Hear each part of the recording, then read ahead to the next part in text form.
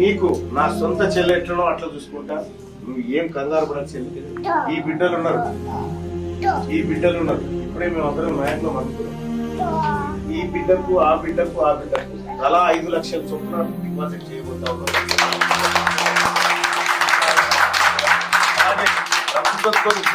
ప్రభుత్వంతో కొట్లాడి ఎట్టి పరిస్థితిలో నీకు ఇల్లు ఇప్పించేటువంటి ప్రయత్నం.